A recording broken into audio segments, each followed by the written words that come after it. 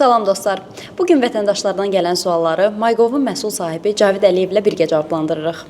Cavid bəy, salam. Salam, xoş gördük. Xoş gəldiniz.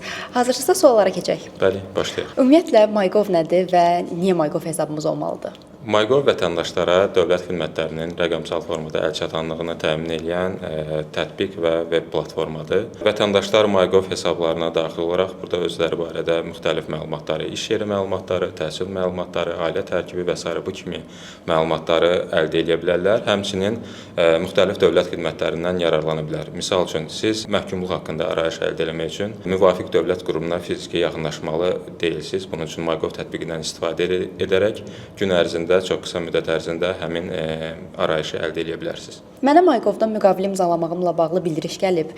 Buna necə münasibət bildirə bilərəm? Bildiyiniz kimi bu vaxta qədər vətəndaşlara iş yerinə qəbul olduqda və yaxud da iş yerlərindəki cari əmək müqavilələrində dəyişikliklər baş verdikdə tətbiq vasitəsilə bildiriş göndərilirdi. Artıq nəinki bu bildirişləri qəbul etmək, həmçinin vətəndaşların bu bildirişlərə daxil olub yenilənmiş əmək müqavilələrini imzalamaq imkanı da mövcuddur. Qeyd edeyim ki, bu funksionallıq Əmək və Əhalinin Sosial Müdafiəsi Nazirliyi ilə birgə tərəfdaşlıq nəticəsində icra olunub və MyGov tətbiqinə gətirilib. Artıq vətəndaşlar nəinki əmək müqavilələri ilə tanış ola bilər, həmçinin daxil olub imzalayıb təsdiq edə bilərlər. Çox sağ olun Cavid bəy. Keçirik növbəti suala.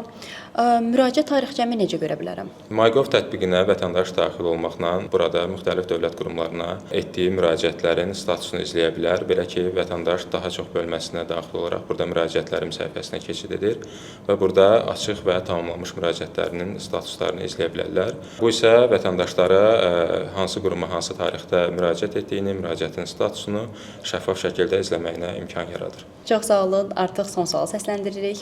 Ailə tərkibi ilə bağlı məlumatları MyGov-da görünmür. Bunun üçün nə etməliyəm? Vətəndaşlar MyGov tətbiqində öz fərdi məlumatları və yaxud da ailə tərkibi ilə bağlı hər hansı bir məlumatda çatışmazlıq və yaxud da düzgün olmayan bir məlumat aşkar etdiyi halda bu zaman MyGov-un dəstək xidmətinə müraciət edə bilərlər.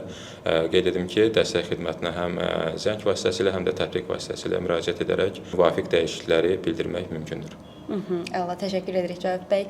Sizin vətəndaşlara demək istədiyiniz nəsə varmı? Vətəndaşlara daimi olaraq MyGov tətbiqindən istifadə etməyi və onları maraqlandıran sualları bizə yönləndirməyini xahiş edirik. Çox sağ olun Cavid bəy, təşəkkür edirik. Mən təşəkkür edirəm. Əlavə suallarınız varsa şərhdə qeyd edin, növbəti rubrikalarda cavablandıraq. Sağ olun.